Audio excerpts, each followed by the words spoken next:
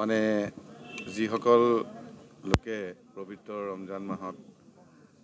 খুব মানে আল্লাহক শ্ৰদ্ধা কৰি ভগৱানক শ্ৰদ্ধা কৰি যি ৰোজা ৰাখিছে নৰ্থ ইষ্ট মাৰ্কাজ এই মছজিদ পুৰণা মছজিদ আমাৰ 100 বছৰৰ ওপৰ হৈছে আৰু ইয়াতে আমাৰ ইছলাম ধৰ্মৰ যিসকল লোক থাকে মোটামুটি প্ৰায় মানুহে ইয়াত আহিছে বা গৈছে আৰু এই মছজিদ পৰিচিত সকলোৰে আৰু মোৰ আজি সৌভাগ্য যে আমাৰ ৰাইজে মাতিলে যে আজি আমি একেলগে ইফতাৰ কৰিম তুমিও আহিব লাগে মই আহিলোঁ দুৱাও দিলে ৰাইজে মই তেওঁলোকৰ পৰা দুৱা ল'লোঁ আশীৰ্বাদ পাইছোঁ একেলগে খালোঁ আল্লাহৰ ওচৰত প্ৰাৰ্থনাও কৰিলোঁ সকলোৰে কুশল মংগল হ'বলৈ